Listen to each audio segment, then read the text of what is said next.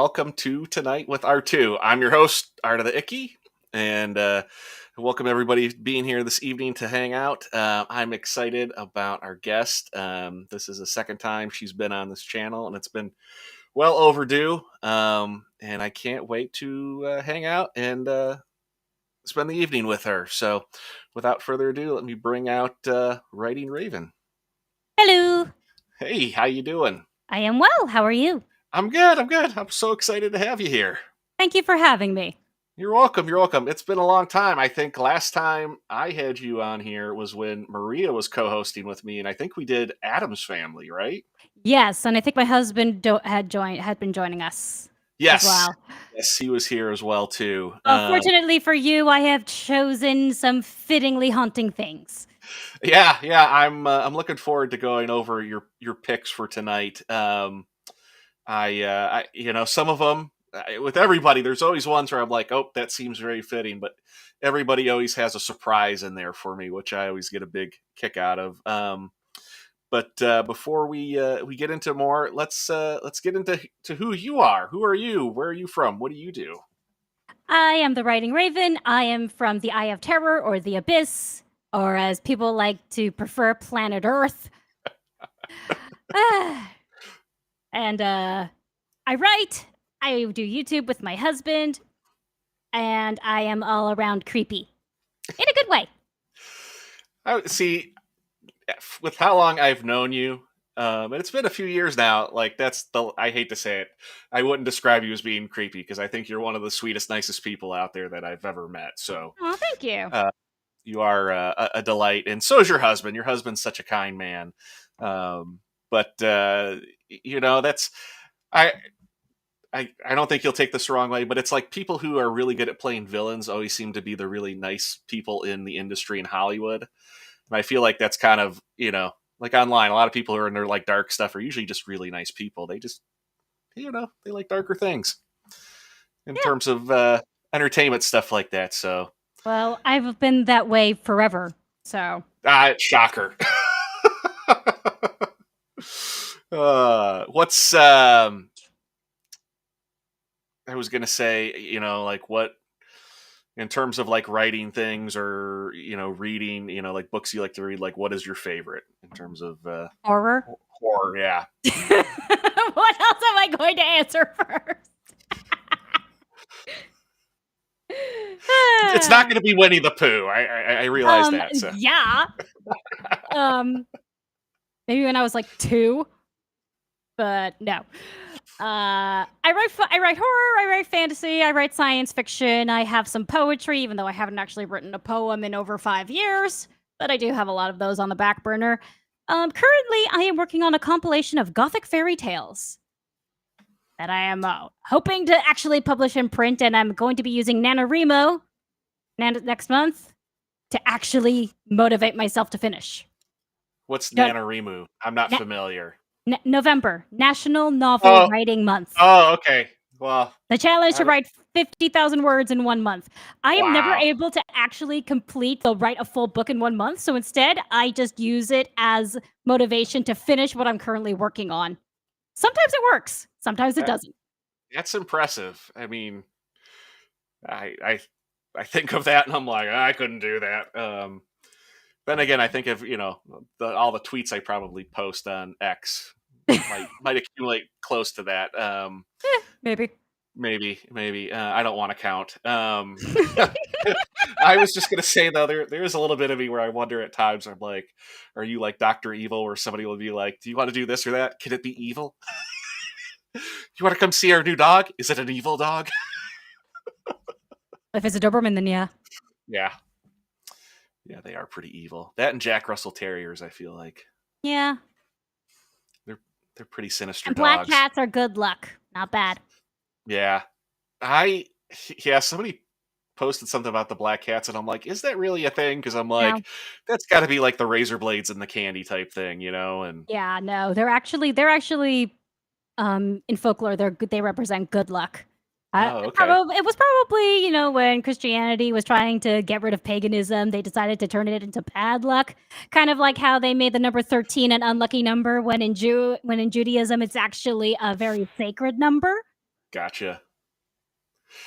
Yeah, I mean, there's a lot of that stuff that, yeah, it doesn't surprise me that it's not true, you know, or it's reversed. I mean, and that's even true too with a lot of other things in other cultures where there are. I won't get into it, but there is, like, example, a well-known symbol that's definitely very evil, but in other cultures, it's symbols It's of. good. Yep, it's a symbol of good fortune. I know that one.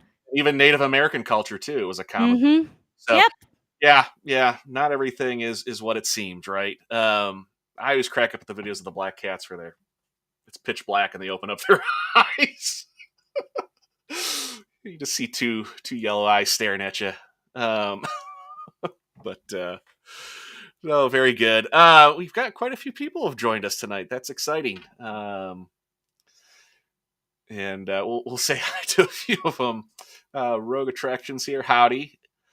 Good seeing you, buddy. Mrs. R2 is downstairs watching. Nice to see you. I'm surprised little Spidey hasn't popped in here yet. And then there is your wonderful husband. Hi, honey. You. Do you still have your kid wear the Spider-Man mask? I've got some shades that I haven't put on these days just because it's a little easier for him now. But Fair. And I thought you know, I thought the mask was cute. I mean, I loved it too. He's grown out of it a little bit. It's, if anybody's wondering though, yeah, the wrong button. This is him. He was like 4, I think, when I got that. Still adorable. Yeah, yeah. And that was his thing for a while. But yeah, he's outgrown that a little bit. We've got Karasushiro. He's one of thank our you. mods. He's one of our mods. It means white white raven in Japanese. Okay, very nice, very cool. And we've got I think this is probably somebody else you might know. Griffin of Might. Griffin of Might. I wish I could make the font bigger. I'm getting old. That font's real small on the screen. You can always move your thing to full screen, I guess. I know. I guess so. That makes even things tougher. True. Hey, Semi the infamous. Goodbye. Or good seeing you. I was trying to read what he said. Drive by. Hi. Appreciate you stopping by. We've got Bob the Darkest Fairy, who says, "What's up?" There he is. Little Spidey. Have a good stream. Thanks, buddy. I appreciate it. Well, with that, we'll get into our first segment, and that is 10 rapid questions. And I'm still getting used to our new streaming or studio software. So you ready? Yes. Okay. Favorite color? Black. Favorite food? A tie between soup, pasta, chocolate, and potatoes. That's quite the tie there, but fair enough. It's not necessarily in that order, let's just say. Okay. Favorite drink? Tea. Tea. Specifically a breakfast in Paris by the company Stash which is black tea with lavender and bergamot. Not It a is sponsor the of the show. most delicious. I'm sorry, but it is the most delicious tea I've ever tasted. No problem. That and rooibos. That was just so specific, though. That was great. I love it. A Gothic luxury mansion or a tropical private island? Have you met me? The Gothic one. Oh, I know. Amity Island or Elm Street? Considering I still have to add both of those movies to our list of never-ending list of movies we still have to watch, may I skip this question? Sure, you could skip it. Like I said, there's no right or wrong there. It's just knowing what you know about them. What would you pick? You can pick based on any capacity that you want. Probably Elm Okay. Street. I'm more familiar with that one. Steven Seagal or Jean-Claude Van Damme? I don't know who either of those are. I'm sorry. They're 90s action stars. I'm not familiar with 90s action movies. Someone needs to actually write down a list of all the movies that exist so I can actually cross out which ones I've seen. I was gonna say the smoldering stare or that magnificent mullet. I guess the mullet. That's probably the better choice. Chainsaw Man or Ash? Chainsaw Man. All right. The Necronomicon or a Xenomorph egg? Necronomicon. I don't know. Both could be pretty sketchy. I'm gonna go with Lovecraft here. No. There's nothing wrong with it. I just. First thing you'd buy if you had $1 million. A castle in the woods. A castle in the woods.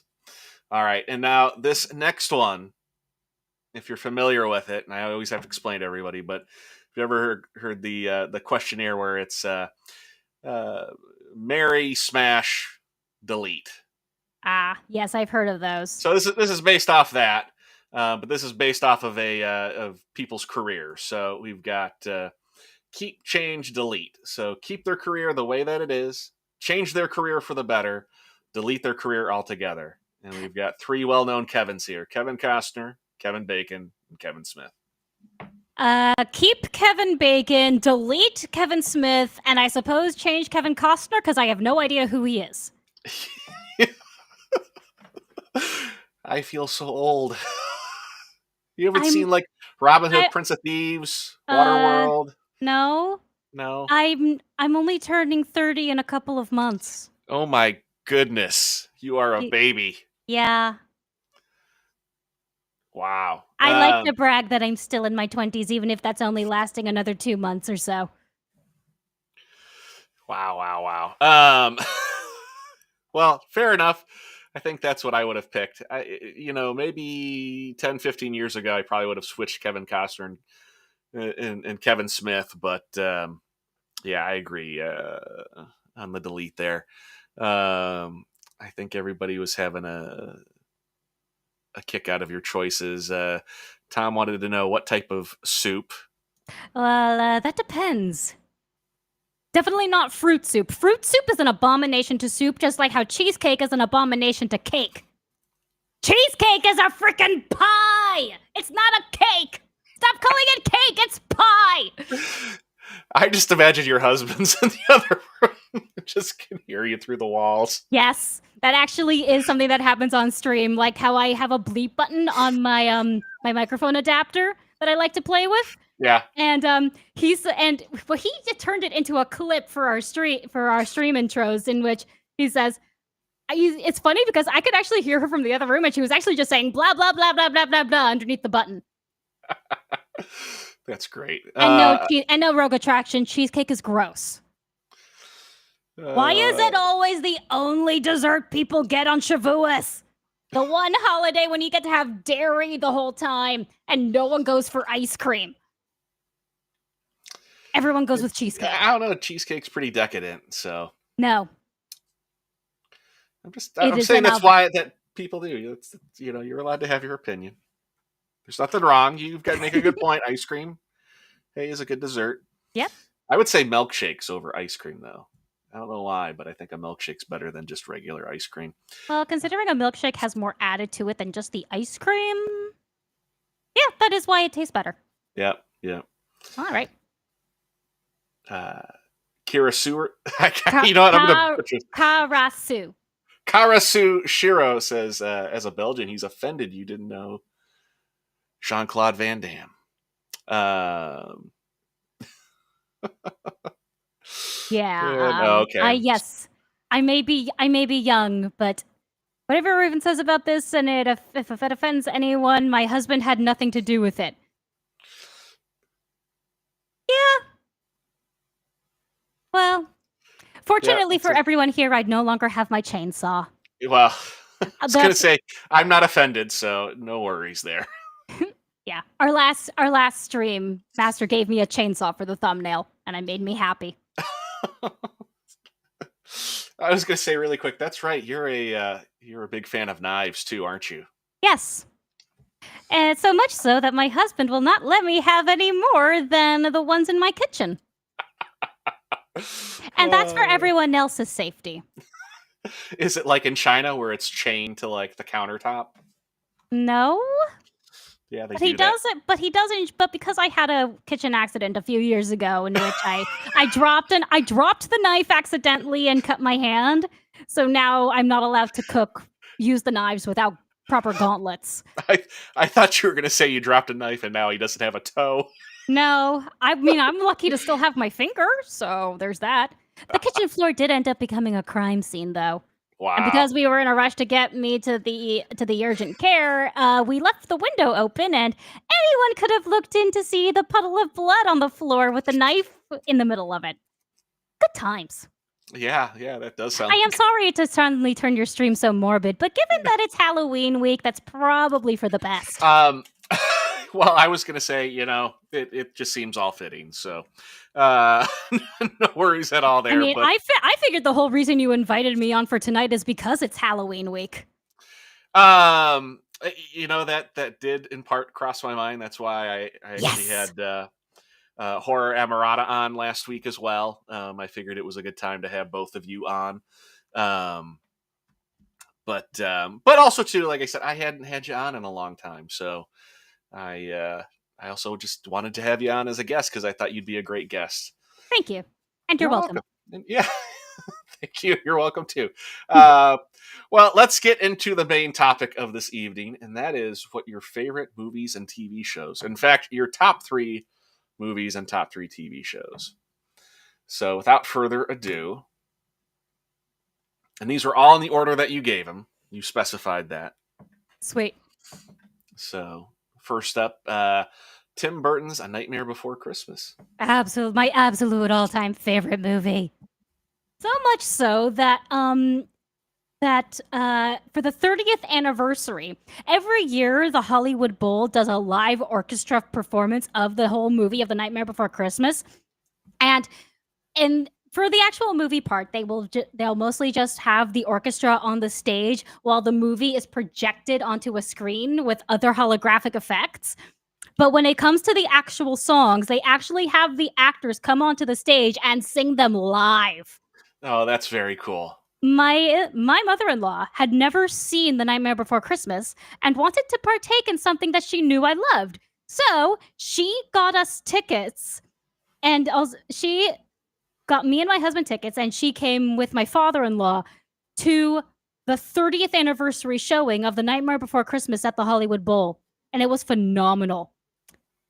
That's awesome. Absolutely phenomenal. We even got a poster to take home and have it framed. Very cool. Now, it was an awesome, honestly, it was amazing. And also for the 30th anniversary, the movie was also playing in theaters around Halloween. And as a treat, Master took me to see it in theaters, and I actually cried. well, that's It very made me sweet. so happy to actually see it on the big screen. And Now, and honestly, this is a movie I didn't discover until later in life. As I am sure people know, there are a lot of movies I have yet to see, but this was one that I finally crossed off the list maybe 15 years ago, and yeah, I have never looked back. um, It's my absolute favorite. well, one, I was not surprised by this pick. Two, when this movie originally came out, did it come out during 90 Christmas time, or did ni- it come out? it definitely came out in 1993. That's 2 years before I was even born. Okay. Well, I was gonna say, do you know if it was a Christmas time movie or was it a It's Halloween time movie? technically both, but it is more of a Halloween movie because you forget what happens in the movie. Jack Skellington, the king of Halloween, decides to decides to make Christmas. Making Christmas, la la la. Now, And they literally turn Christmas into a second Halloween. It's I awesome. I feel like Tom has got Rogue Attraction. Tom has got to know what month this movie was released. Now, this is something that's probably going to not only upset you, but upset a lot of the people in Uh the chat.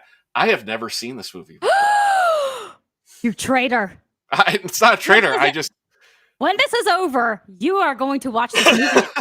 Yeah, Okay, Mrs. Icky, you're in the chat. Find the movie, sit your husband down, and watch this movie with him. Yeah, she's seen it. I have not seen this movie before. I mean, Yeah, I remember, neither had my mother-in-law until a couple of years ago when she bought tickets to the live showing. and I remember this coming out as a kid, and just at the time though, I was like 10, and for whatever reason, I was very much at a point where I'm like, I'm getting too old for cartoons. I know that's why I didn't watch it. But it's not a cartoon, it's stop motion. Yeah, but it was Disney though. I mean, it was for little kids, is how I felt, and I felt I didn't want to be a little kid. So a lot of things. The only reason it is Disney is because they were the I'm pretty sure they were the only studio that would accept this poem as a movie. They were the only ones who were actually willing to turn it into a production. Yeah. I was gonna say I've been on the Haunted Mansion quite a bit when this Ooh, overlay has been that one on. is my favorite ride. Um, and But I was going to say though, it always irritates me because I've been to Disney so many times during October, and they have this on, and I'm like, I want to see the Haunted Mansion, and it's October. I'm like, this should be on during Christmas. It's all Christmas inside. Real Yeah, quick, I hate the stores who put up Christmas things in, before Halloween is even started. yeah. Real quick, your husband says, I don't know her, I just live with her. Okay, I am married to her. Anything she does, she does on here, and if it's illegal, I was never here. Nope, she's And no, yours. You have honey, to claim her. no, dear, it's only happening in Minecraft. That's how we get away with it. If I say I want to do something bloody, he says, in Minecraft? In Minecraft, okay, fair enough. But no, I do know, yeah, a lot of people just they love this movie. But yeah, I have not seen it, but I guess I am gonna have to. I'm 42 now, so I guess I have to finally watch this film. So Yes. Then again, I can say the same about literally almost every other film in existence. yeah, I'm coming to realize that how much people have not been able to watch a lot of films for the fact that there are no video stores anymore. Nor is Well, there old school Netflix where you could even rent films in that capacity and I'm pretty watch them. sure Redbox still exists, though. But they're all like shut down. Like I guess Oh, like the kiosks work, but like they're not putting anything new in those. fair So enough. like But honestly, the main reason Master and I are behind on so many classic movies is because we're Jewish. Having TV was not common. We were lucky that our parents were more relaxed than other families and were okay with us listening to non-Jewish music and watching good movies.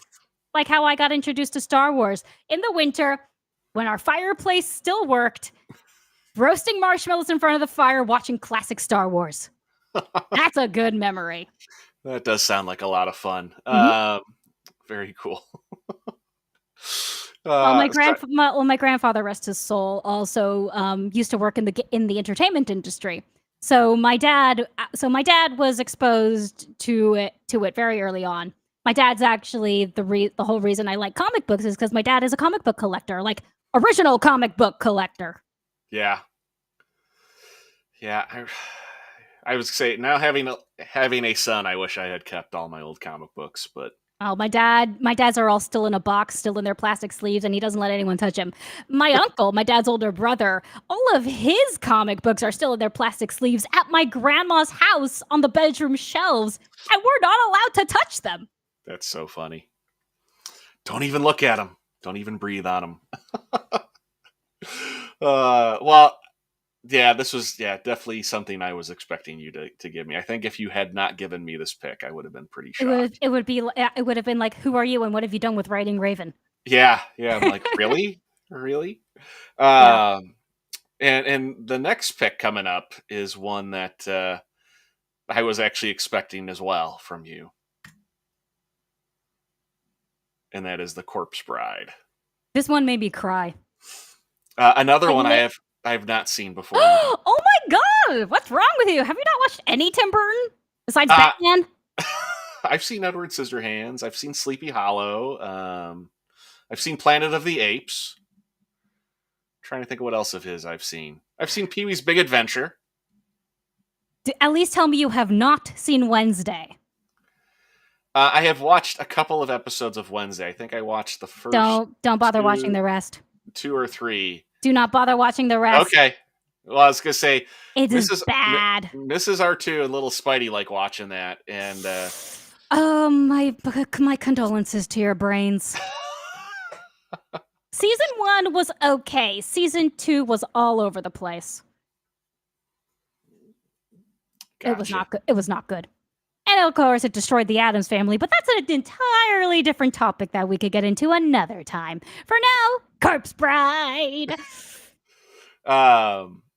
Now you said the Nightmare Before Christmas was based on a poem.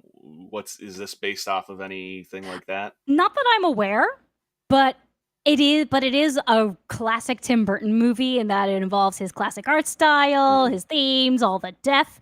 One thing that I especially love about this movie is the contrast between the land of the living and the land of the dead, in which you first see the land of the living and everything is so dreary and dull and people are just so monotonous and drudged and going through their everyday lives like they don't want to be there. And then when you go to the land of the dead, everything is so lively. I love that contrast. It was fascinating to me. And of course the ending was so beautiful it made me cry. I was gonna say it's up to you if you want to spoil the ending. I mean, the movie's been out for a while. I remember going down to LA. I went and I did the Warner Brothers tour, and this film was plastered everywhere. This and Thor outside Warner Brothers Studios, which I thought was very interesting. Were advertisements everywhere for those two films at the same time. Which, wow, it's 17 years ago that this came out. When I look at this, I think of Beetlejuice. That is another Tim Burton one, which I did get to cross off the list a couple years ago. Well, just mainly the style, even in the animation, I can see the Tim Burton style in there, and immediately, I mean, if you didn't put the title on this and you just showed this picture, anyone would know that it's Corpse Bride. Well, not even Corpse Bride. I would go who made this? And Tim Burton. To me, I go how can you not tell this is not? Tim Burton. It's clearly Tim Burton's art. Exactly. Yeah. Our avatars are based off Tim Burton's style because we love Tim Burton. But now I feel bad not putting that together, but now you say that, now I can't unsee it. Yeah, it's okay. No one really sees it until we point it out. Yeah, I'm not. I mean, the only reason I would say that I have not put two and two together with that now until you said it is both your avatars are very brightly colored. Where, Nightmare Before Christmas, even this, it's a lot of blues and grays, very dark colors. Yeah. So, well, it is Tim Burton. That is what he likes to do. He likes he is, I guess you could say, not exactly a goth icon, but a gothic icon. There is a difference between goth and gothic. I am goth. My husband is gothic. If that explains the difference at all, the distinction. No.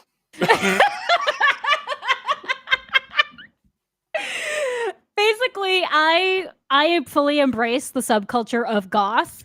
I wear black all the time. I embrace the creepy. I love Halloween, all that sort of stuff. I talk about death, have very macabre interests. Spooky things make me happy. I love spiders. Spiders are friends.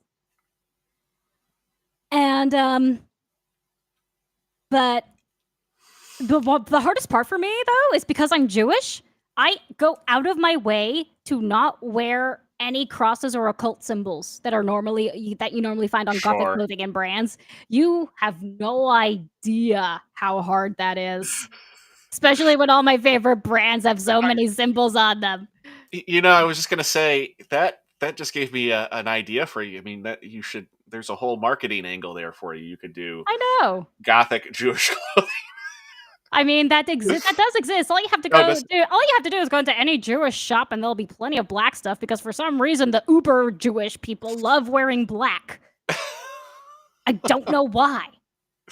But Master is gothic in that he has the same interests that I do. He just doesn't literally wear it.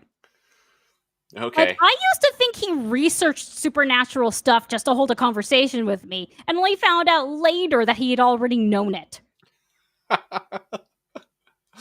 um, I was gonna say though, some of your description it made me think of when I used to be in the reptile community and like the I like people that reptiles. were very much into like the arachnids, that side of the, even though they're not reptiles, that is like adjacent to the reptile hobby.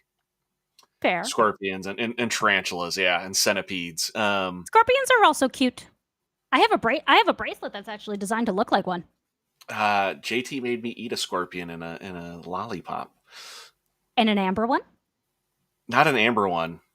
Ah. Or I mean the scorpion was yellow. I'm like I guess it was kind of amberish, but Must have been no, bleached then.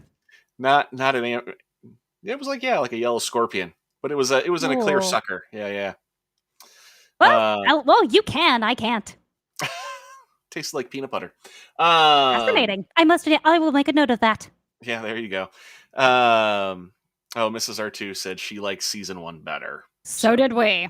um, but Honestly, considering how the numbers went down for season 2, especially the second half of season 2, it's safe to say everyone liked season 1 better. seems how it goes for a lot of the streaming shows. They like do a great job with the first season, and then they I want to say it was Hot Licks, I think was the brand. Not a tequila sucker. But anywho, um, but okay, well, yeah, this is another one. I will have to check this out one of these days. Yes, you do. Be warned, it is another musical, Oh, okay. but it's got good songs. Yeah, that doesn't surprise me. I mean, I guess I would. I never considered it being a musical, but when I think about it, it's like Nightmare Before Christmas. It makes sense that this would be a musical as well. And then isn't it Johnny Depp and Helen Bonham Carter, right? Who do Helena the voice? Bonham Carter? Yeah. I believe so, yes. Those Okay. two are in a lot of movies together. Yeah. Yeah. Well, he kind of looks a little Johnny Deppish, like almost like Edward Scissorhands, Yeah, just a bit. a little bit there. But all right, no, yeah, this was one too. When you picked it, I was like, yep. I'm like, this is totally what I was expecting. The next one didn't surprise me, but I just didn't. I guess I wouldn't have expected it to be so high on your list. Ah, the original Dracula movie. Even though technically the original Dracula movie is the original Nosferatu, because the original Nosferatu, A Symphony of Horror, which was a silent movie that was actually the very first vampire movie in history, was because of copyright rules. It was made not too long after the actual book Dracula was published, so they could not call the movie outright Dracula. They had to make creative changes so that it was not copying the exact plot of Dracula, which is why the names are different and the locations are different, but the plot is more or less the same. Yeah. Then of course, 100 years later, there was the remake. There was the remake that Robert Eggers made, which was apparently also very good. I still have to see that one though, but the 1930s, Bela Lugosi as Dracula. Oh man, he captures the essence of the Count. I'm sorry, Yeah, he is just an absolute legend. I saw this once, and I saw it through Netflix, but I don't remember much of it, which I kind of hate because when I saw this, other than I remember, it's like, Did you see Renfield? Yeah, That was a movie that came out a couple years ago. Yeah, with Nicolas Cage, right? Yes, if you remember the beginning of the movie when they had those black and white scenes, those were a recreation of scenes from this movie. See, now we watched that once. I feel like if I need to check that out again. I was gonna say I just remember like every time you see him as Dracula, like he's constantly got like the light on his eyes. I will say Nicolas Cage really surprised me as Dracula. I thought it was going to be terrible, and he won me over with his performance of a crazy vampire. How could you go wrong with anything crazy Nicolas Cage though these days? Fair enough. But no, this movie absolute must be on a list for goths. everywhere. Not just because I'm goth, but because it's a good movie. Yeah. 1930s, black and white, great acting. And like I said, Bela Lugosi, absolute horror legend. I mean, Bauhaus has a song literally called "Bela Lugosi is Dead." Does anyone not know that? I'm guessing people here don't know that. I don't It's know one who of the that is.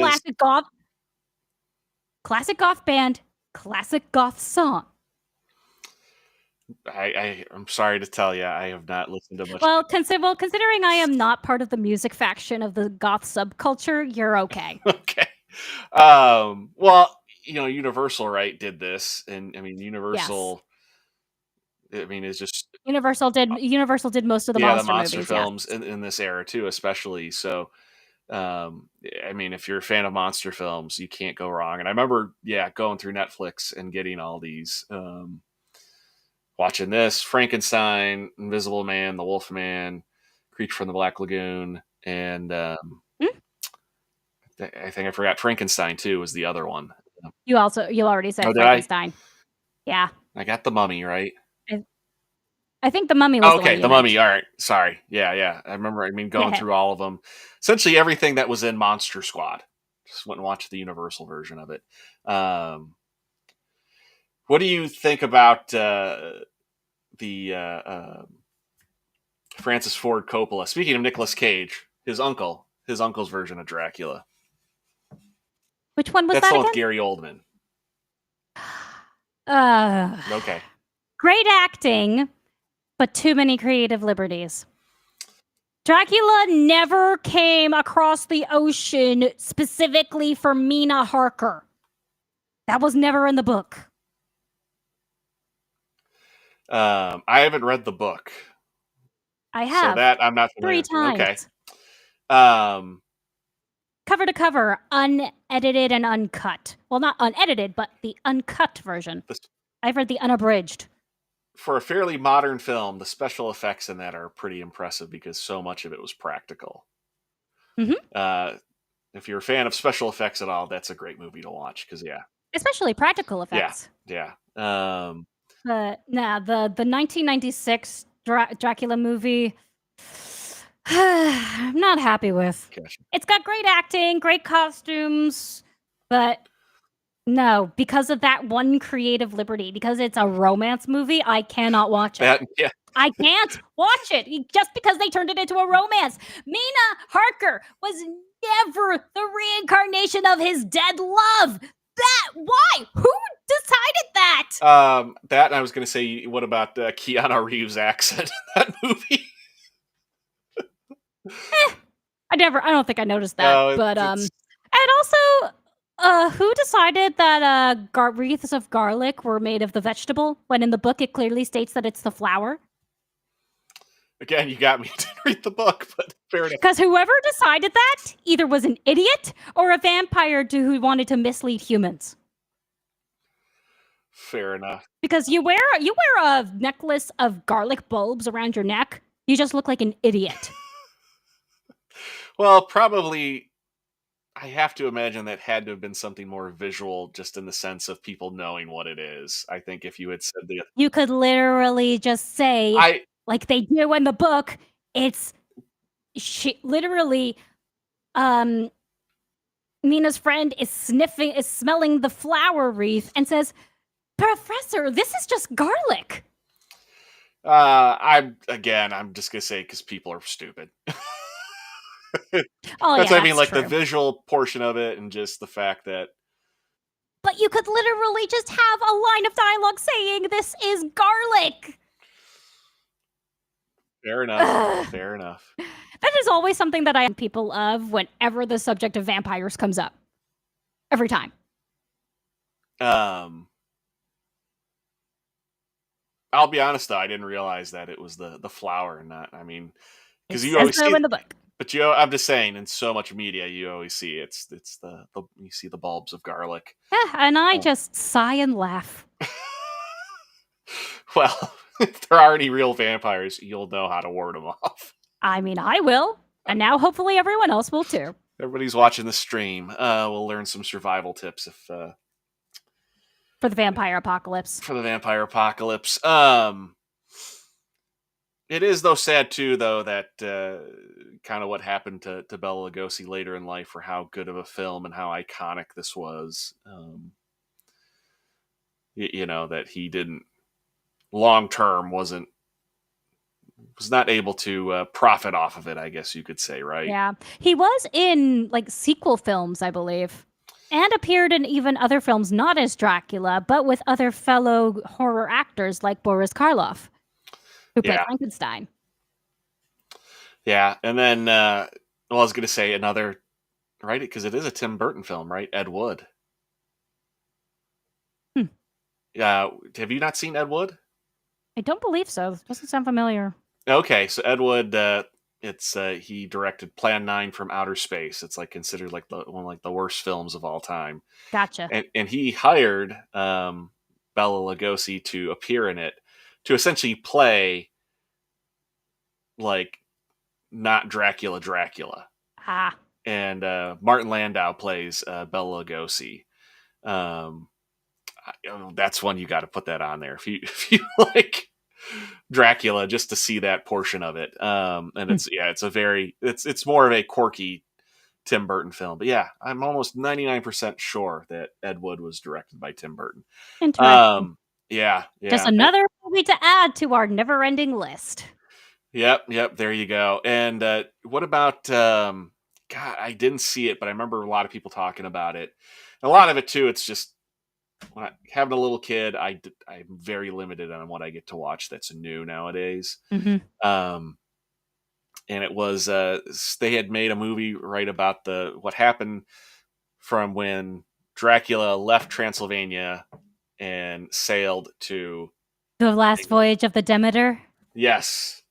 That movie sucked. Okay. I mean, for one thing, we all know how it ends. Sure. But what they did with the ending, and also they've had to sneak a woman into the movie just because you need a woman in a movie. Basically having it say that he brought me aboard to feed when he was also feeding literally the entire crew and all of their livestock. So he didn't need her. She was just there for female representation. But the ending of that movie suggests that the Black Doctor, who in that era should never have been able to become a doctor, ends up becoming Professor Van Helsing. Oh, is that how it ends? Yes. They hint that he is going to become a vampire hunter, specifically of Dracula. Okay, gotcha. They literally just hint that that guy becomes Van Helsing. I hated that. Otherwise, the visuals they had for the actual vampire were pretty good. Okay. They managed to make a decent monster movie in that they had a good showing of said monster, but because it's the last voyage of the Demeter and anyone who's read the book knows how that ends, it really wasn't worth making a movie of. That was a waste of money. At least it was something slightly original. You could give him a participation award for that one. It would have been better to do something based off the captain's logs of the Demeter, not the actual Demeter. That would have been a better film. Gotcha. In my opinion. Just because I knew it wasn't worth it. It's not worth it if you know how it ends. It ends with everyone dies. Literally, there's not supposed to be any survivors. It's literally supposed to float into the harbor as a ghost ship with all life gone on it, and literally a lone bat or wolf, because Dracula can turn into a bat or a wolf depending on his choosing. Flying away from the ship, and all the humans are dead or missing. There's not supposed to be any survivors, and yet the Black Doctor in the movie is the lone survivor, and he becomes a vampire, and they hint that he's going to hunt down Dracula. It bothers me so much. I understand your frustration. I'll give you the example of the fact that they made a series called Alien Earth that's taking place before all the crap that happened in the Alien movies. Yeah. That that'll Now that Master and I have recently seen Alien and Aliens, yeah, I can understand why that's bothersome. Yeah, like that was like, why have you not watched? No, they Like it's haven't. like somebody did not watch any of these movies, uh, Obviously. or all that they watched was they watched Alien versus Predator. Hmm, So believe me, I totally get your frustration, just on a different area. So fair enough. you know, it's one of those things. It's like, hey, cool idea. Just why did you set it now? That should be much later, at least. But I hear you. I hear you. Well, again, I think this is a really good pick, and yeah, I mean, it's one of those things. I do feel like some of these older films get very underappreciated, especially just Yeah. it is a little People slower, Yeah, people pace. don't like black and white films anymore. People don't like silent films anymore. If anyone has not seen Nosferatu: A Symphony of Horror, the world's first vampire movie, I recommend it. And speaking of that, too, what did you think of? Well, you may have not seen it because now I keep on thinking you've seen stuff. Did you ever watch Shadow? I think it's Shadow of a Vampire. Which It one is that was. again? I might be getting the name wrong. Was it Dark Shadows? Not Dark. Dark Shadows was a Johnny Depp movie about a TV show. No, no, no. It was John Malkovich and Willem Dafoe, and it was like a story of the telling of making Nosferatu, but that he's really a vampire. That Max It's Schreck was. it sounds familiar, but I Yeah. probably haven't. Okay. Yeah. At this point it is about probably a 20-year-old film, but yeah, they did a movie where Willem Dafoe plays Max Schreck, but he's really Nosferatu, Hmm. and John Malkovich is the director of that. If I heard his name, I know it's very German, but if I heard his name, I would know who it is. And then, who's the male lead in that film, in the real movie? What's his character's name? Nosferatu, the guy who shows up at the castle. Count Orlok.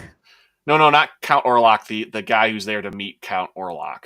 That I don't remember because I'm more familiar with the No, that Dracula okay. That mythos and the Nosferatu mythos, that even though they are literally the same story but with different sure, names. but you know who I'm talking about. The person that goes to meet Count Yeah. Orlok. That's played by Eddie Izzard in the Ah. movie, who actually does a pretty good job. Yeah, and in this movie, the Bela Lugosi Dracula movie, the guy who plays Renfield, uh, Dwight something I think his name was, he does a really good Renfield. Like he portrays a madman to the max. yeah, is it that Renfield? It was Nicholas Holt, right? Yeah, that's the reason. Yeah, that's the recent one. Like I said, they recreated scenes from this old movie for that movie because it was like as a little origin scene of how they met and stuff. Even though that in the movie that's also a creative liberty, and it was Jonathan Harker in the book. It was Jonathan Yeah, Harker who went to Transylvania, not Renfield. Renfield was already an inpatient at the asylum throughout the entire setting. That's how yeah, it actually happened. But creative liberties. sure. Um, yeah, now I gotta check that out because now I didn't realize that. Now I do. I want to watch that You're welcome. and see the difference. So yes, yeah, The only downside to Renfield is Aquafina. oh yeah, that's right. She was in that. Yeah, She's literally just a cop, but yeah. and the movie does go a little fast at times. But here's a spoiler for you for it. The one of the funniest scenes is when Renfield is walking into his apartment and Dracula is in there. And he doesn't know how Dracula got in because vampires need to be invited into a residence, right? Yeah. And he looks down at his doormat and it says, "Come on in." I do remember that now that you mentioned that one. That I thought was genius. Master laughed also. Yeah, I was gonna say I don't dislike Aquafina like as like a person. I feel like she's always cast in the wrong thing. Like she just Yeah. like so much of what she's in, like Yeah, she's not. she was definitely she was okay in Renfield. She wasn't overplayed, Yeah, and fortunately she did not do any tone deaf singing. like Shang-Chi. I was thinking live action Ariel. Oh, is she in that movie? I didn't watch that. She live action Little Mermaid, she was the seagull. She was Scuttle. Oh, really? I And did not watch it. she did a rap song that was literally nails grinding on chalkboard in sound form. Yeah, yeah, because in a mermaid movie, you need a rap song. I wonder if they did that because they cast a black girl. Just saying. Just saying, huh? Um, but yeah, I do remember that part now. Yeah, I need to go check that movie out again. You're welcome. Thank you. Yes, thank you. Well, uh, I feel like we could probably go on and on about Dracula. And all I the mean, we totally could if you yeah, want to, if I you want a know. perspective of someone who's read the book thrice. I hate the ending of the book, by the way. I am seriously convinced that Bram Stoker was forced to change the ending by the church, How does the book end? with Dracula losing like a wimp. And When right before that, he is set up to be this cunning, evil, brilliant antagonist. And then all of a sudden he's running away and the Professor Van Helsing is saying that he thinks like a child.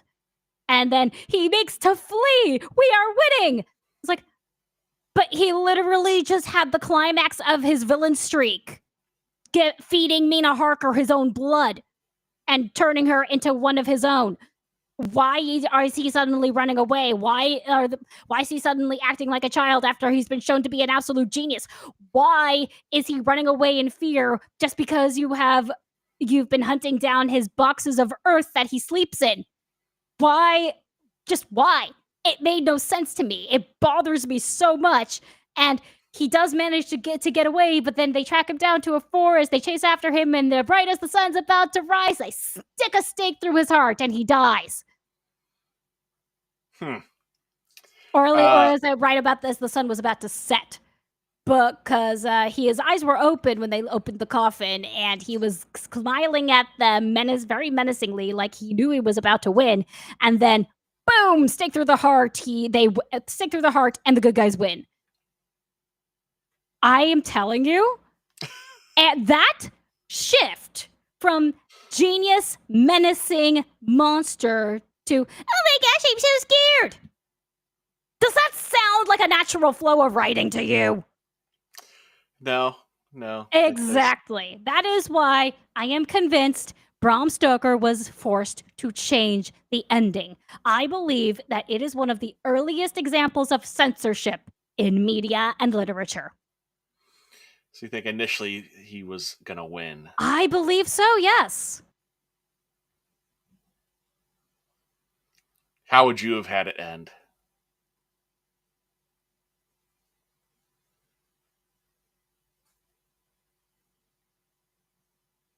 Uh-oh, did I lose you? Uh-oh. Well, she said this might happen. Let's hang on. Yeah, we lost her for a moment. Well, that happens. 2 shows ago, I was having technical difficulties and we were like 15, 20 minutes late. So it happens. How do you leave? I don't know if I can kick you out. Let me see. All right, I guess I just kicked you out. We'll see if she comes back. And in the meantime, I will make sure she has the link to the stream. But yeah, I guess those of you in the chat, any of you guys big Dracula fans, what do you think of that movie if you've seen it? And do you agree with Raven on her thoughts and feelings if you have read the book? Oh, she said she is back. Perfect. There you are. Yes. My audience hates me. No problem. No problem. You warned me that it might happen, so all good. Yeah. It happened at such a dramatic moment. I was like, well, how would you have done the book differently if you had were going to I write would have it? made the bad guy win. Okay. Obviously, I But would have gone full on. He is going to win. Mina is going to become a vampire. Because also, once he is defeated, the effect, her vampire transformation stops. gotcha. Well, I guess like would you have been like, oh, he would have like ripped Van Helsing's head off and Yes, tore Jonathan's heart out? that's what should have happened. And then Mina was supposed to become one of his wives. Why didn't they do that? Why didn't they let him do that? Why didn't they let him write a proper monster book? Well, I'm sorry it didn't end the way that you wanted it to. Thank you. It frustrates me. So that's why if I write, because I have the co-authored story online about Count Dracula's children in a modern day setting.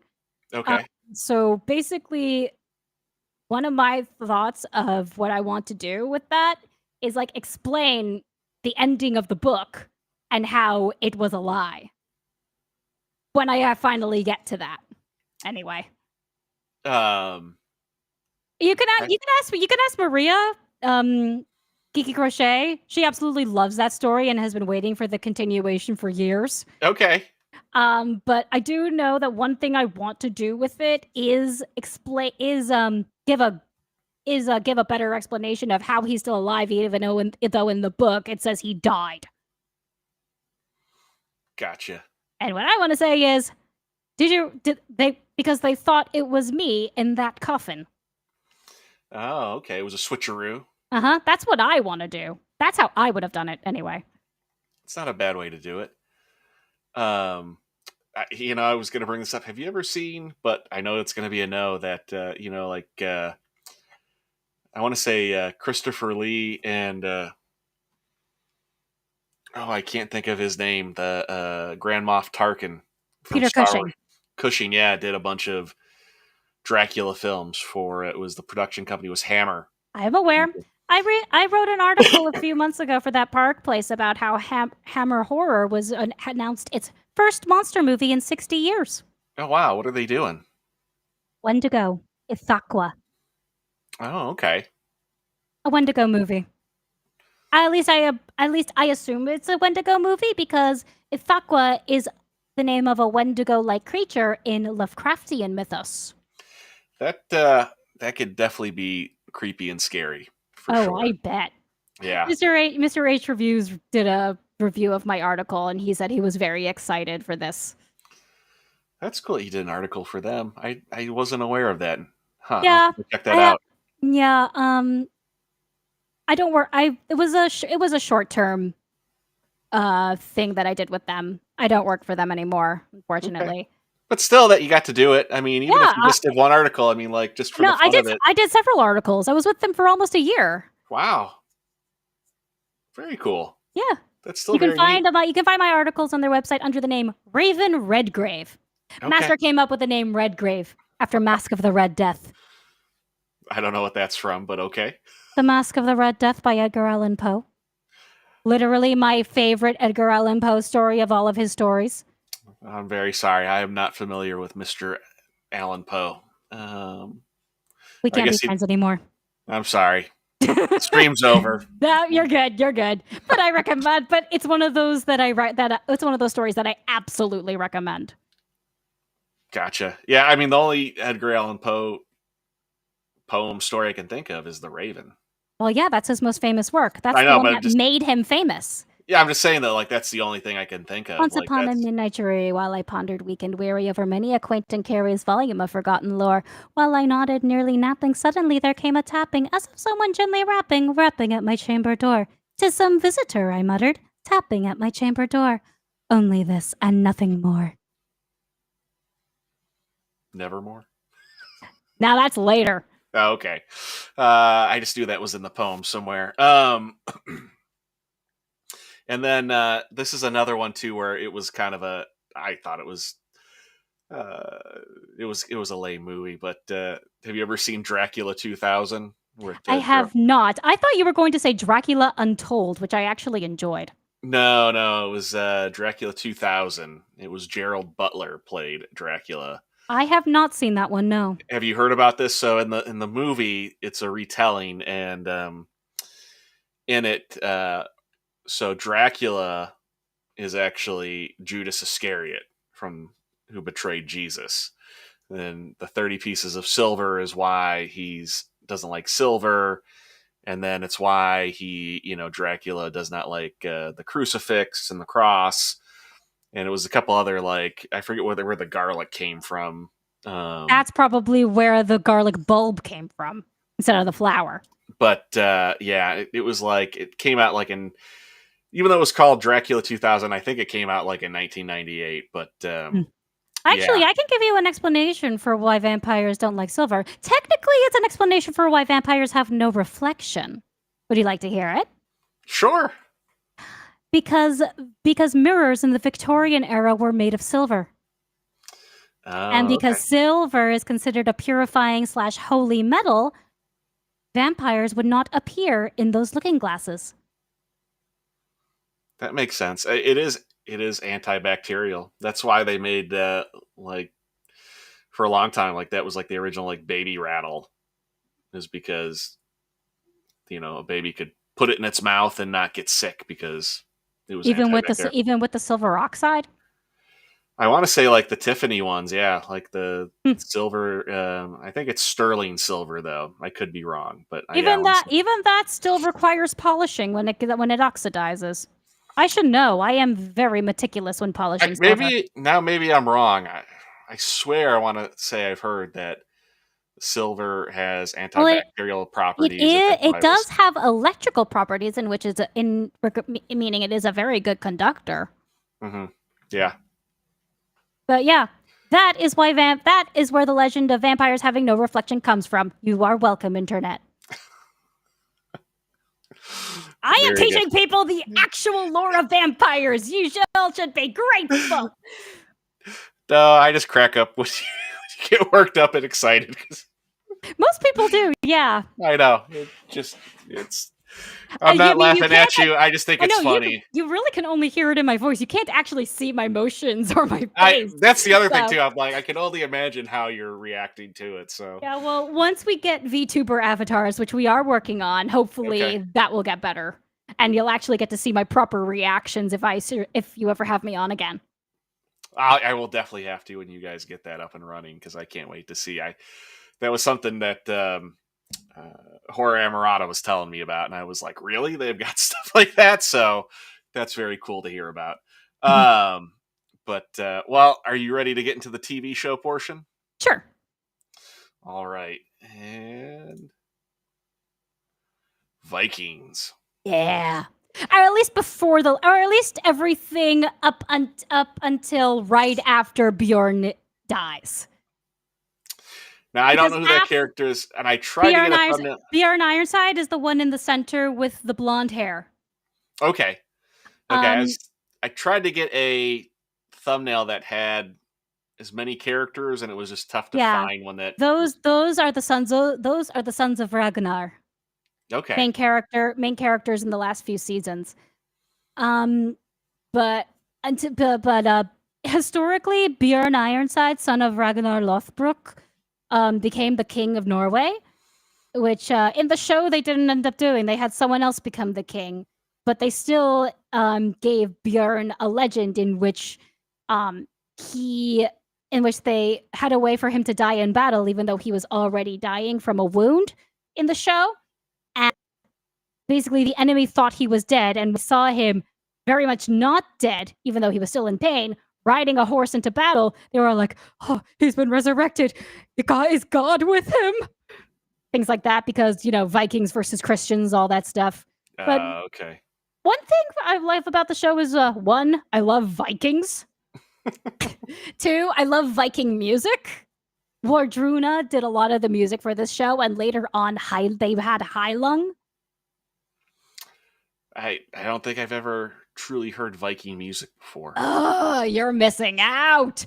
How Jewish would you? music, because I can tell you, as someone who grew up with Jewish music sucks. We Um, do not have good music. I was gonna say. Everyone else has great music. Metalhead now. It is the language of my soul.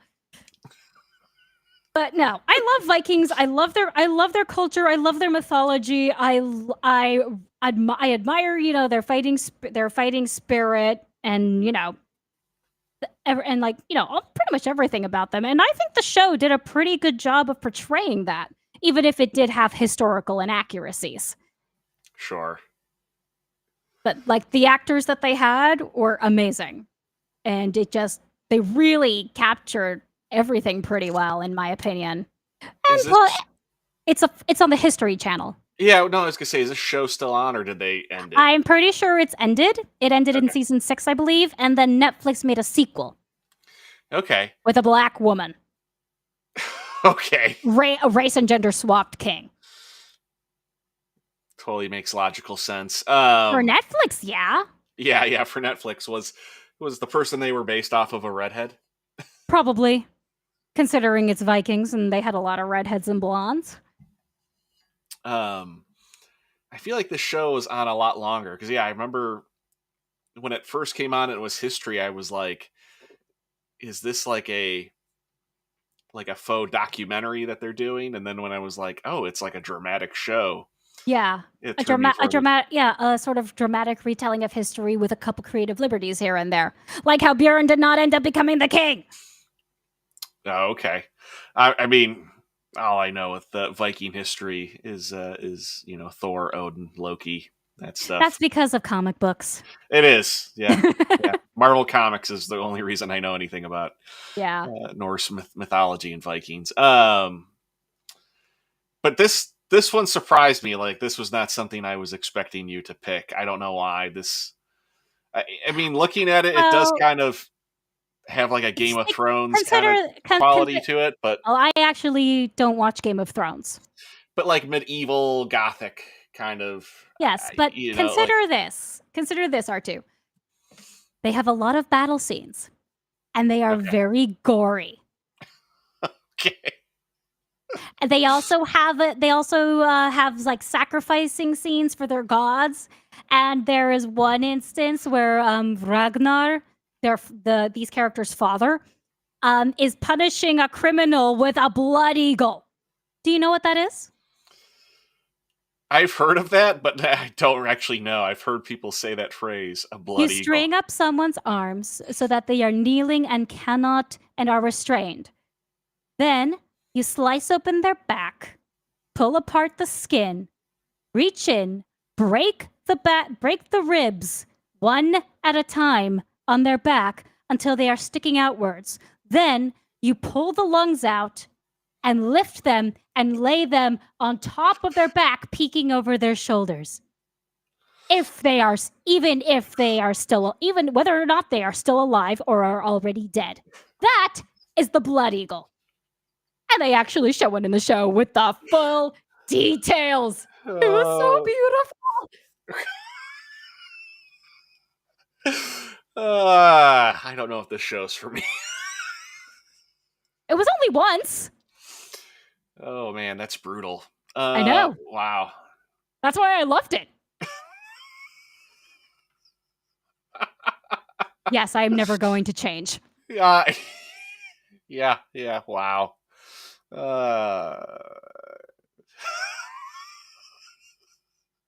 I was not expecting description. That was a very detailed description, by the way. That was. And like I said, the person is usually does not survive the entire thing, but it is quite a painful way to die. Well, it's totally opposite, but all I have to say is this is coming from somebody that a year ago was sliced open with an open wound, and that was actually about 3 or 4 years ago. No. I mean, I'm talking about me personally. I had surgery and being in the hospital, and them having to change the wound on the front of me that was underneath my rib cage.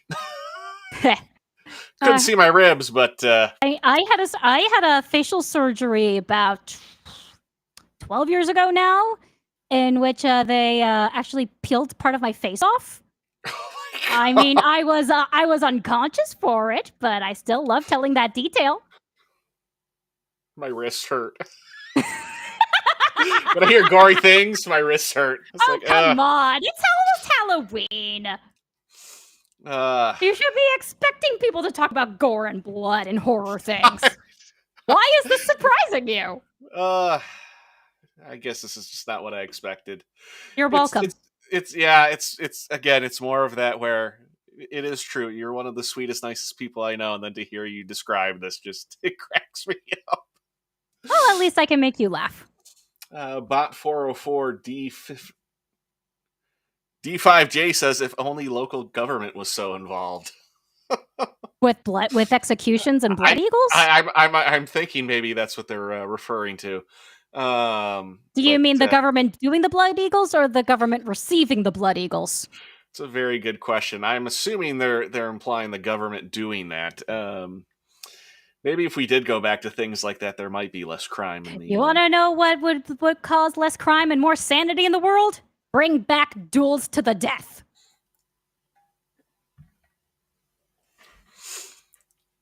Where you slap somebody in the face with a glove.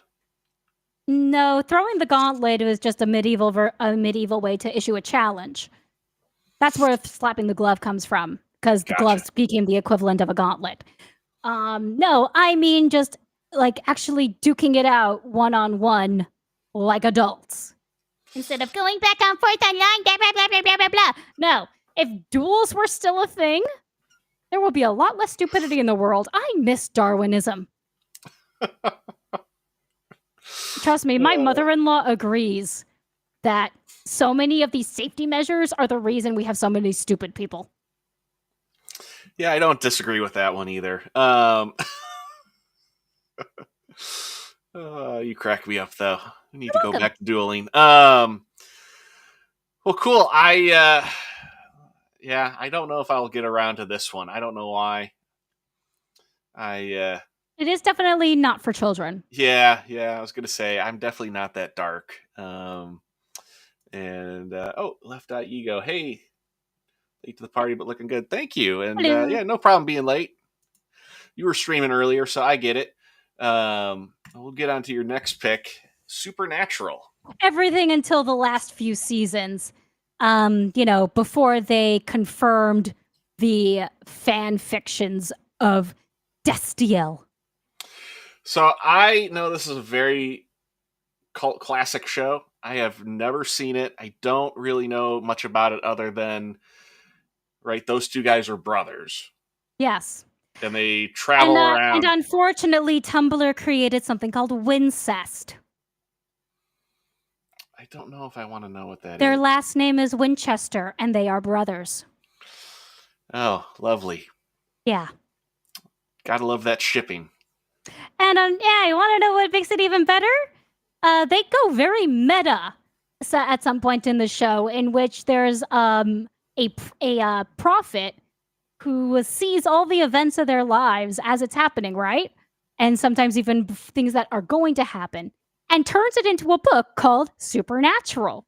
And there are actually fans of this show, and there's a little convention in which they all dress up as Sam and Dean, the main characters, and pretend to actually be the characters. They LARP. They live action roleplay, literally, in the show. As in a meta episode. And literally, there becomes this.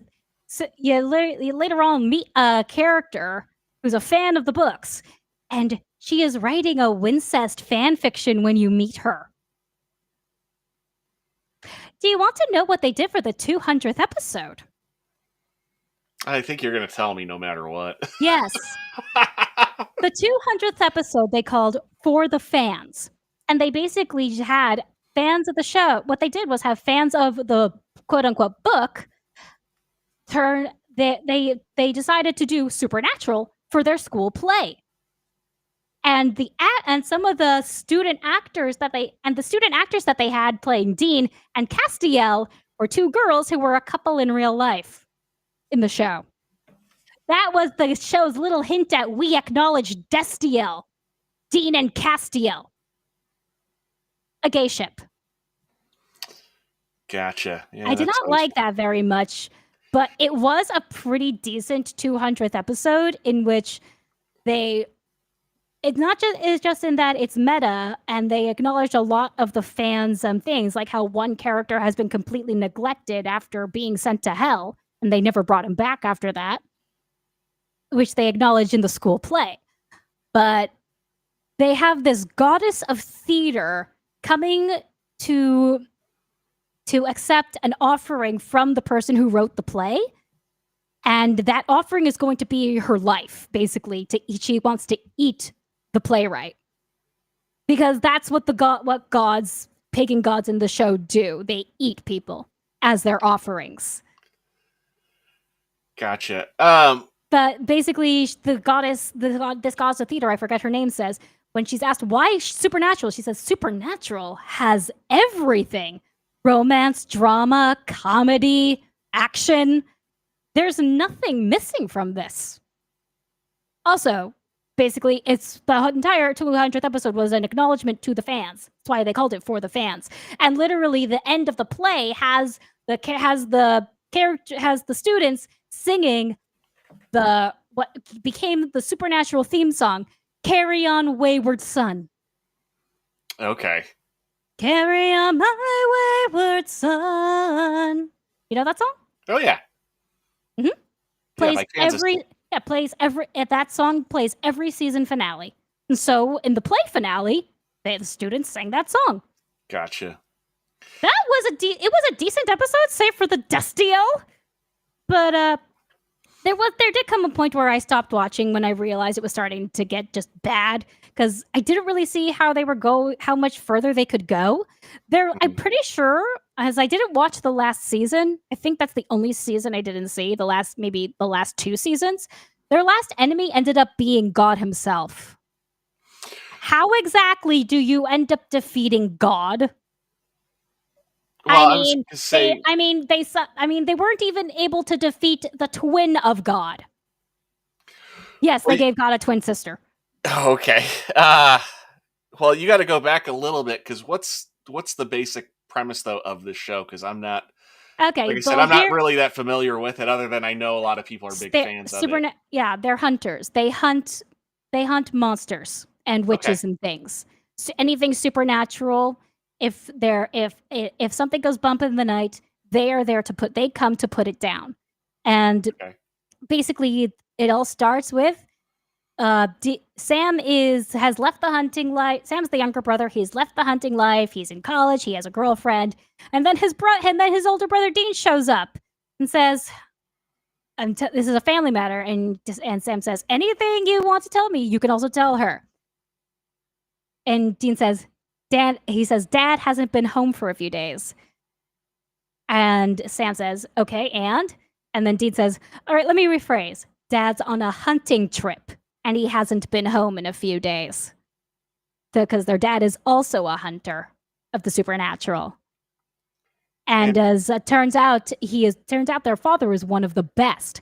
And then Sam and Dean later become the best. Now, are they magical? No, they are not magical. They have employed magic before. They have allied with a witch or two, and they do have a friend who's an angel, Castiel, who also with his power has helped them a lot in the past. But they start off monster hunting, then they go into demon hunting, then into and then every season the enemies become more and more powerful and tricky to defeat. Like one season is the mother of monsters, and literally is this creature that was locked away in purgatory that got freed and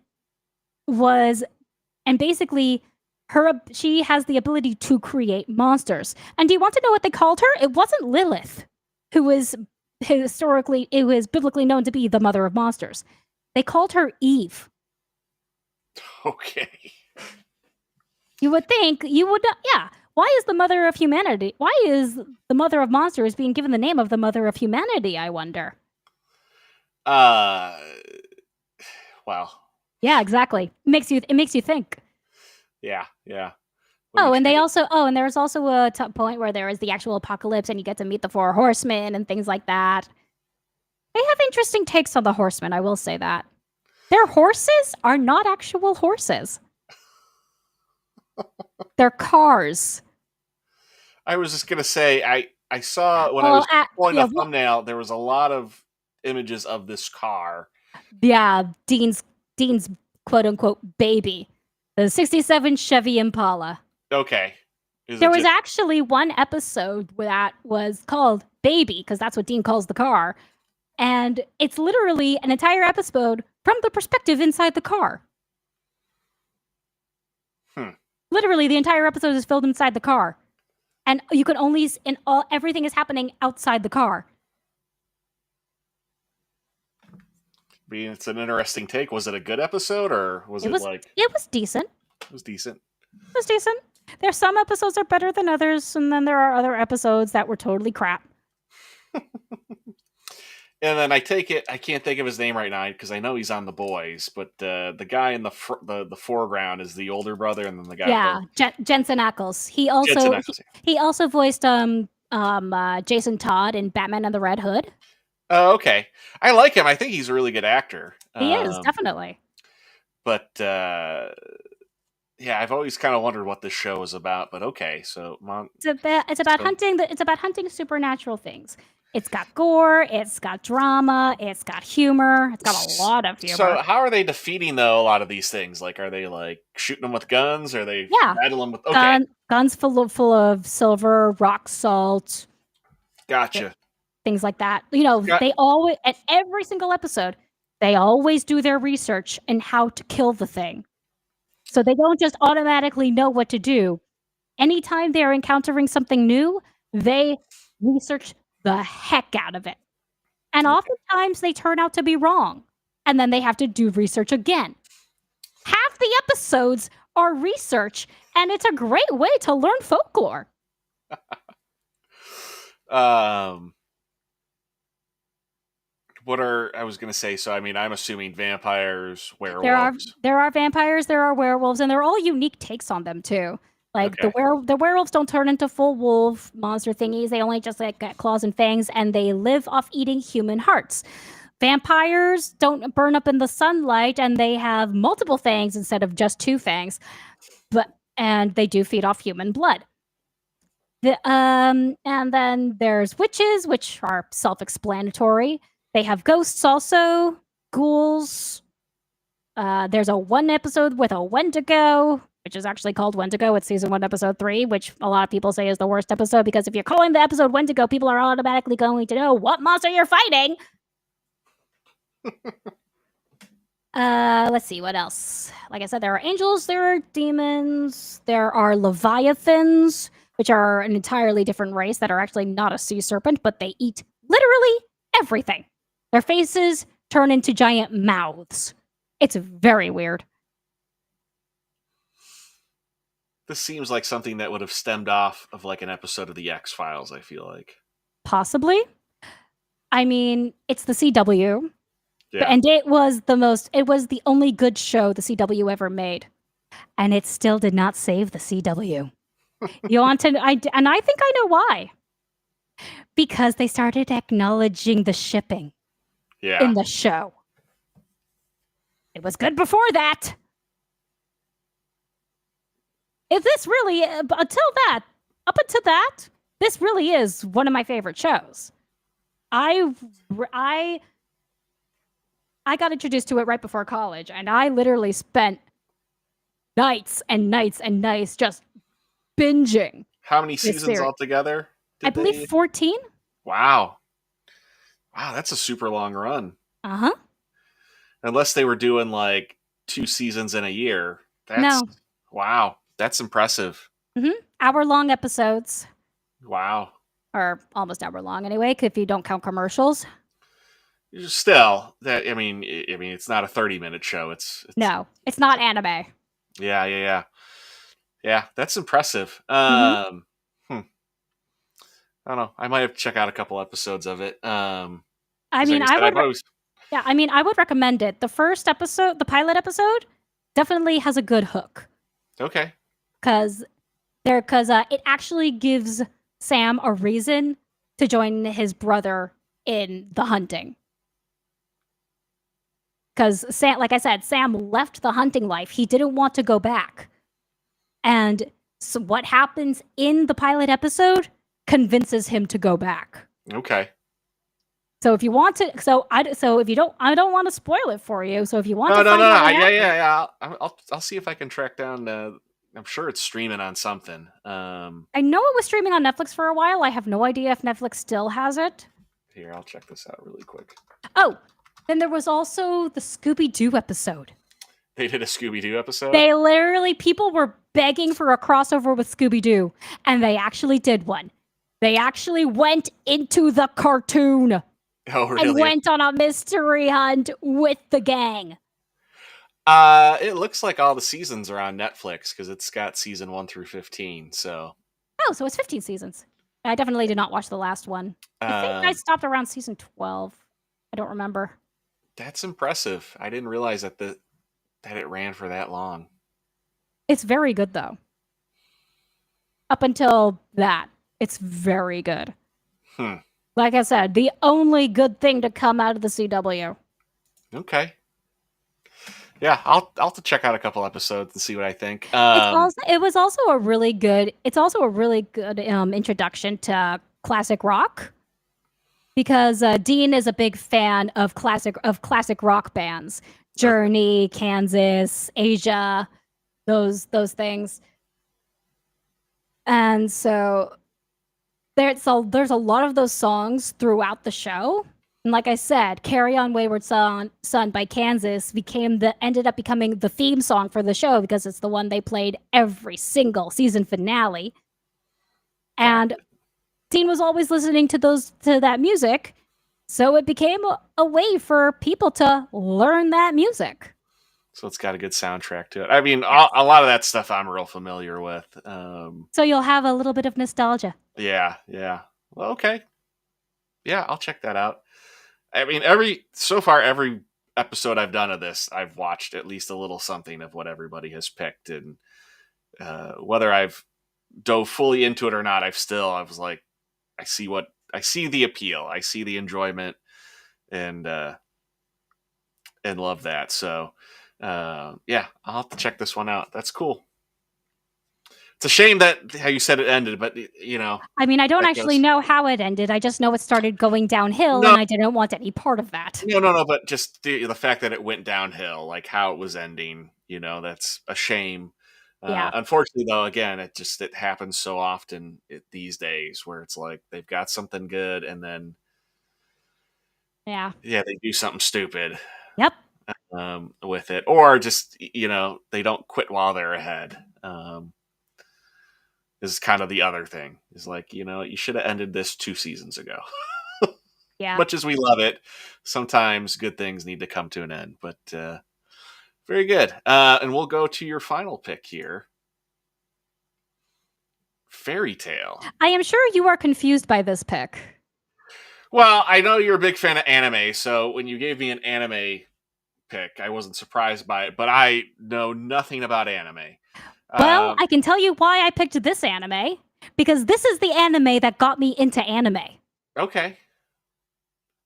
It's magic, it's magic, it's wizards, it's got all sorts of creatures, it's got humor, it's got drama. I like to say that a show or anime, I can only give it a top tier score if it can make me cry. Okay. This one made me cry several times. There was also a story arc in this anime that was never in the manga. It was made specifically for the anime. And the mangaka loved it so much, he declared it canon. How many other animes have that? Not many. Well, you're asking the wrong guy. Well, I can tell you, not many. It's called um, the Key of the Starry Heavens arc. And it was never in the manga. It was made specifically for the anime. But the mangaka loved it. so he declared it canon. Okay. The one thing I don't like about the show though is Natsu, the pink-haired guy. Okay. I don't like him. Well, he's a great character, but there's one caveat to him that I hate. He never loses a fight. Any single battle he is in, even if it seems there's only one instance where he is about to lose in the first season, and that's only because he hasn't had a power up in a while. Basically, his type of magic is called Fire Dragon Slayer. And the way he powers up his magic, like refuels his mana, is by eating fire. That's specific to his type of magic. He fuels by eating fire. And because he had used already so much of his magic and hadn't had a chance to eat fire, that was the only reason he was losing. Then, once the blonde-haired girl Lucy was able to create a little fire and he ate it, suddenly he was all better and he whooped the guy's ass. Okay. Well, he never loses a fight, and I hate that. That's not appealing. He's a great character. He's very funny, but I don't like that he doesn't lose. But everybody else has lost fights. Yeah. Okay. What is the plot of this show? Again, not knowing anything about anime. It is hard for me to explain the plot, but basically, in their country there are different wizard guilds. Like if you use magic, you're declared a wizard. There are many different kinds of magic, so there are many different kinds of wizards. But there are also different guilds with names that like typical adventuring, but it's all wizard. But it's any kind of adventuring, like in like Dungeons and Dragons shows, you see adventurers guilds with all those job posters with certain amounts of money. That's what they do, but they're all wizards. Okay. And there is plot. I don't know if I can actually explain the plot, but there is something interesting that I learned later on that actually was a kind of sweet. So, spoilers, the ending of the manga / anime has Natsu and Lucy, the pink-haired and the blonde hair. They become a couple in the end. Like, it's not explicitly stated, but it's definitely hinted. And apparently, one thing that somebody noticed was that in the very first episode, there was a guy who was using charm to make girls fawn over him, and Lucy was starting to fall for it too. Then all of a sudden, Natsu bursts into the crowd, steps in front of her, and the spell is broken for her, but not anyone else.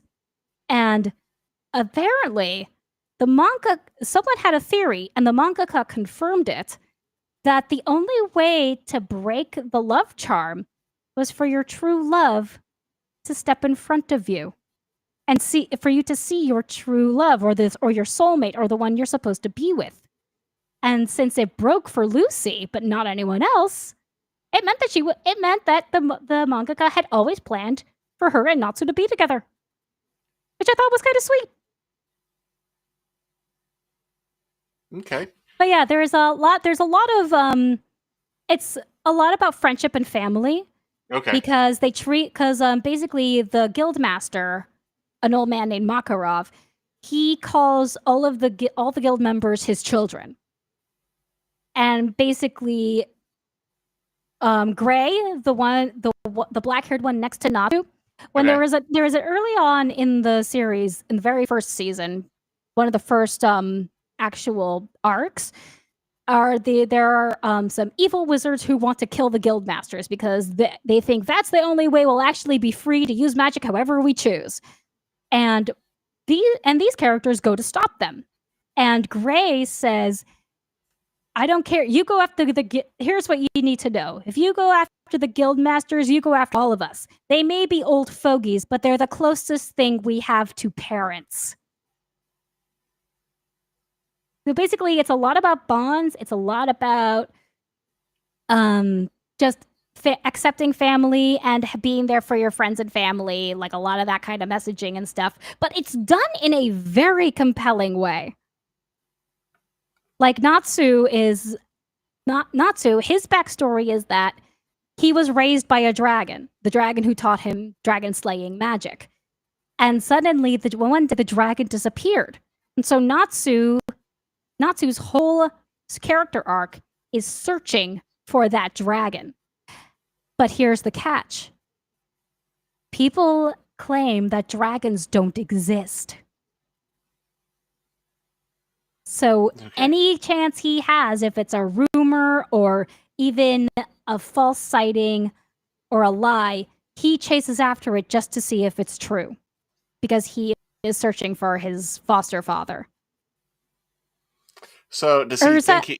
I was gonna say, does he think he's crazy at all? No, Because people say, because okay, no. There's an explanation for it, which I won't get into because that would be sure, spoilers. okay, Urza, the redhead, is a former slave, and after discovering her weapons magic, started a revolution, and in the process lost an eye. And her best friend ended up becoming possessed by a spirit that decided to keep everyone and basically turned evil and kept everyone as slaves. And she alone escaped to the island where everyone was being held. And she eventually goes back and helps save everyone, but not after getting some very old memories, and also it being the first time those two boys who practically grew up with her see her cry. And it hits them hard because they've known Urza all their life and they had no idea any of this had happened to her before they met her. And when they hear her story, when they actually see her cry, let's just say that when Urza cries, Natsu goes on a rampage. Because, like I said, they treat each other as family, even if they hate each other's guts. So if someone's hurt, everyone in the guild is going to take vengeance. gotcha. And they are considered the most powerful guild in the kingdom, in which everyone in the kingdom knows the name Fairy Tale. Okay, so that's the name of their guild. I was gonna say, what's the story with the cats, the flying cats? The flying cats are actually Exceeds, and they are beings from another world. Okay, and then That little girl Wendy in the front over there, she's a wind dragon slayer, or sky dragon, I should say.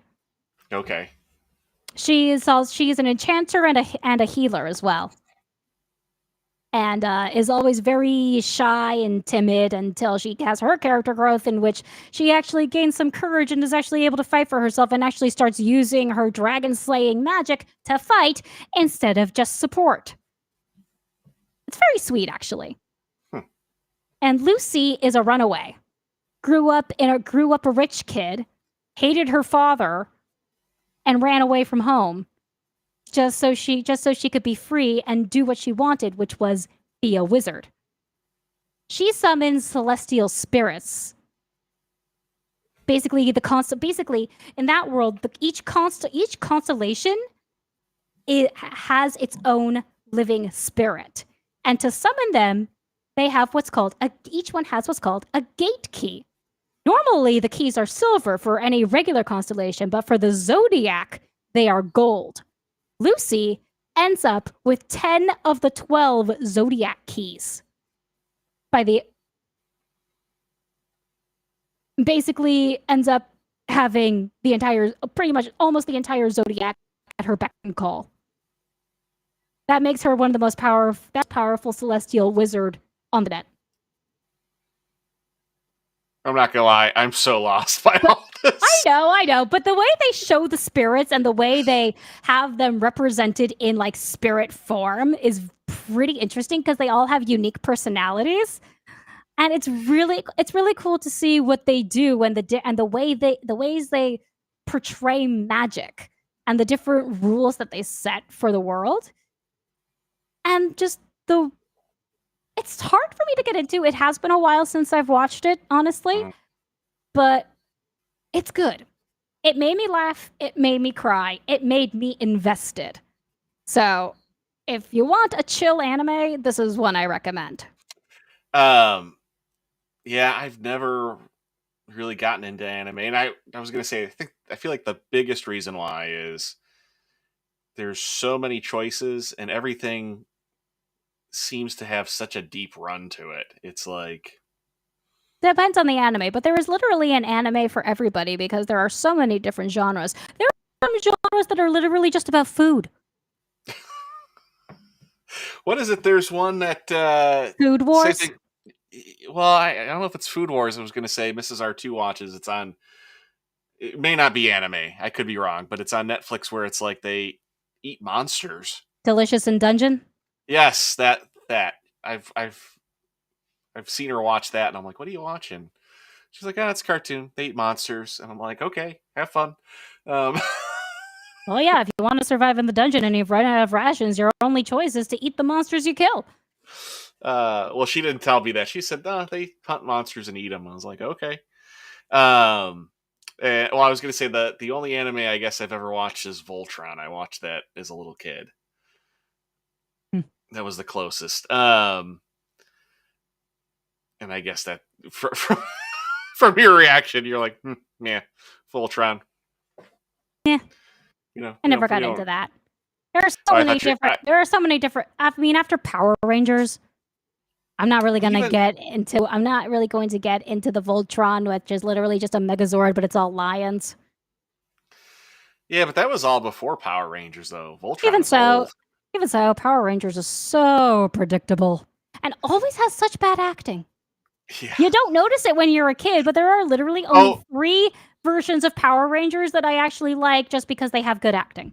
Power Rangers is what made me stop watching like Saturday morning cartoons because I remember seeing the previews for it, and I was like, I was so excited to watch that, and I watched the first episode, and I'm like, I think I'm too old for all this. I'm not kidding, and I was like, Yeah. I I think mean, I'm. I remember a more recent iteration of Power Rangers was Samurai Rangers, Uh huh. and I don't know if it was because I was older at the time or because it was just that obvious, but those kids could not act. There was no acting ability in any of those actors. Like literally, Mystic Force, Jungle Fury, and SPD are the only Power Ranger iterations I actually like I because those actually had characters that could act. I'm not gonna lie. I mean, the the people acting in the Power Rangers, the original TV show in the U.S., the American portion that was filmed. I mean, they made Saved by the Bell look like Shakespeare. I mean, that's how bad the acting is. I'm sorry to say that. If you're a fan of it, hey, you're a fan of it. I There's nothing mean, wrong when, with it. like I said, when you're a kid, you don't notice it. Yeah, But when yeah. you're older, yes, certainly do. And then I'll probably get crushed for this, and somebody in the comments will say something. But even too, like watching like old like Transformers. I mean, mainly because it was it's Japanese artwork. I mean, it makes me think slightly anime there too. Like a lot of like the lines and like the design of the characters very much make me think of like when I see Gundam. Yeah. Just the robot and just like the very square um, shoulders and everything is just very symmetrical. I mean, I like that artwork. I mean, I think that's why I always liked Gundam models as a kid, just because they were so Transformerish looking. Hmm. And then now I have a bunch of these Blockies as the company. They make these little blind bags of little Transformer models. I buy them all the time now. Cool. So yeah, that's as much anime as I've ever gotten into. But Well, I obviously recommend this one because, like I said, it's the anime that got me into anime. yeah, now it But makes me wonder, where can we watch this? If we can watch it anywhere online. Crunchyroll for sure. Crunchyroll. It actually now has a sequel series called 100 Year Quest. Hmm. Basically, what that means is it's a quest or a job that's supposed to be so hard it will take 100 years to complete.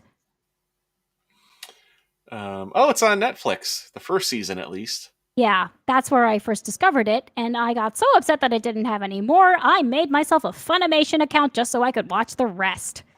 Yeah, and it is Back when on. Funimation still existed. Yeah, I remember that channel. It is on Crunchyroll too, but I'll maybe I'll Or you could always pick up the manga. yeah that's something my kids into as well. But if you do read the manga, you won't get to see the Key of the Starry Heavens arc. Well, it's probably easier for me to watch an episode of the show and see what I think, and if it's something that I Well, get into, I can always. well, definitely like most anime, it may be hard. The one episode might not be enough to sway you because there are a lot of animes that don't really hook people in just the first episode alone. It takes 2 or 3. Okay. So I would definitely say give this one at least 2 episodes. Even though the Okay. first episode alone is very good. Okay. Yeah, I'll give it a shot. But yeah, I'm sorry if I fail to explain this show at all. No, it's it's totally fine because I think no matter what, I was going to be slightly confused by it. But like I said, I'd check it out. I never know. I mean, it's one of those things. Hey, it could get me hooked on it, and I could, finally discover anime. So. Well, it's one I definitely love, and now I want to watch it all over again. Well, good. I honestly, before pick. we went live, I was thinking of other animes I like, and it was like, anime that make me cry are all my top tier. Oh, why didn't I pick Violet Evergarden? Because that was one that every single episode made me cry. It was just that emotional. And probably I really like that one because it's about writing. Oh, okay. Yeah, so. But Violet Evergarden is also one I recommend. I think that one you'll find on Netflix. What's it called again? Violet Evergarden. Violet Evergarden. Okay. That one is good. That one is very good. If you want a tearjerker, that is it. It's not usually what I'm looking for when I look for my entertainment, but well, then I recommend it to your wife. Okay. Well, maybe that'll be one for her. But no, very good. No, I really had fun talking about all these. And like I said, the supernatural one, I was curious to talk to you about that because like I said, I've heard a lot of people talk about it, but yeah, I used to have so much supernatural merch. Yeah. Because I loved it so much. I mean, Hot Topic became a fandom shop after all, so they had plenty of it in stock. Make Hot Topic goth again! I was going to say, it wouldn't surprise me. There's probably still a lot of it there in Hot Topic. Yeah. God, I haven't been in a Hot Topic in a long time. I would probably feel so old going in there. Probably. They hardly have any goth stuff there anymore. You want the goth stuff, you have to either go into the back on the clearance rack, or you have to go on the website. Oh, okay. Because the front of the shop is all fandom. Boo.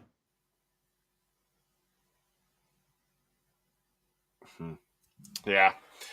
Well, I couldn't answer you. I never bought any goth stuff from there, so. Fair. But very good. No, I had a lot of fun talking about this. I did, though, I forgot to mention something earlier, and it just reminded me. Oh. Somebody will be mad if I don't when I ask you the question about Amity or Elm Street. Mrs. R2 got a plushie of Freddy Krueger today. Aww. And little Spidey was like, so, you know that Freddy Krueger guy?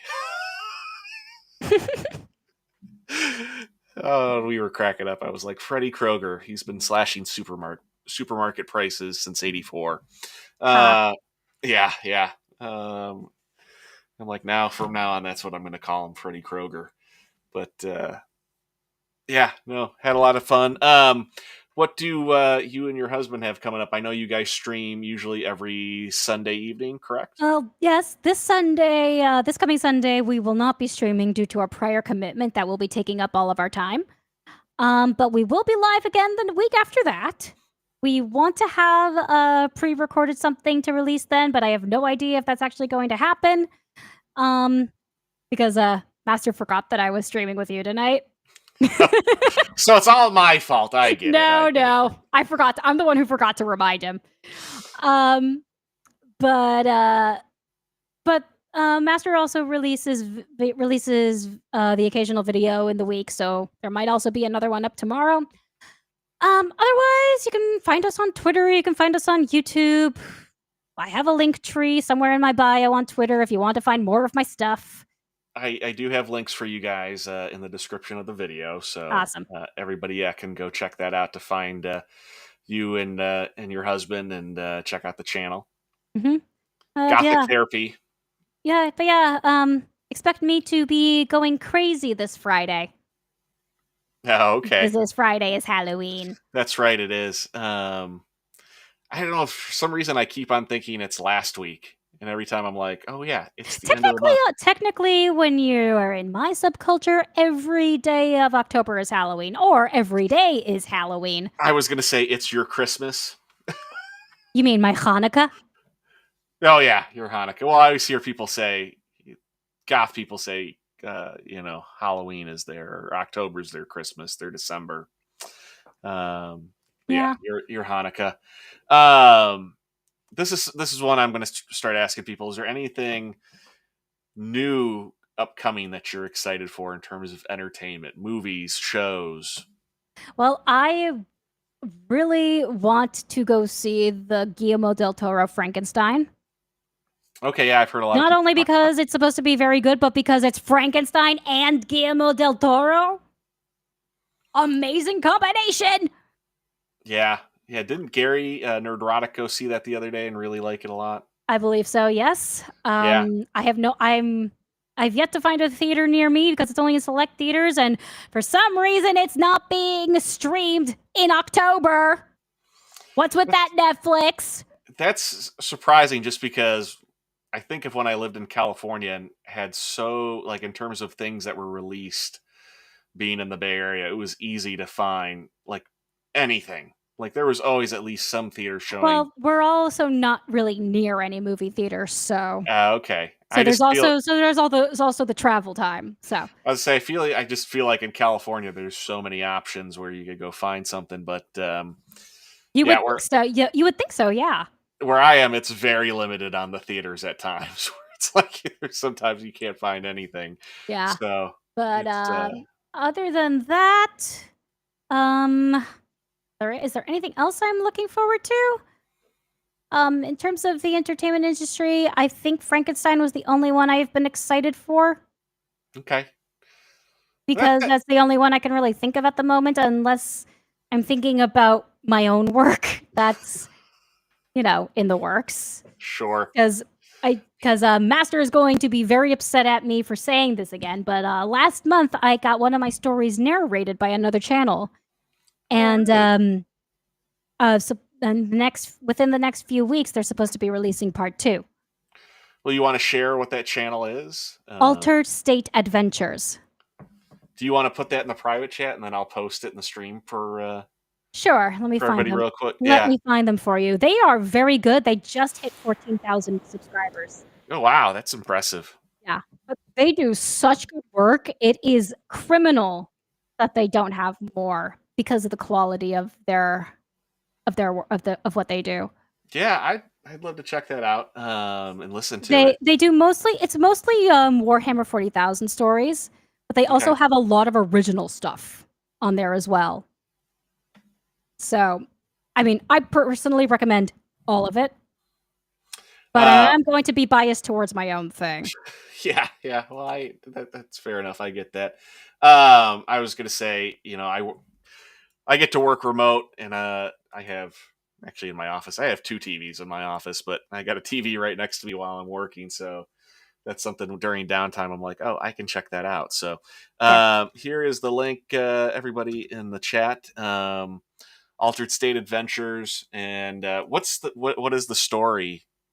it's a Warhammer story. It's a Warhammer story. Okay. Yeah, And and I know that. I have been pouring through the comments of it because I like Oh, it when people like my work, like any artist would.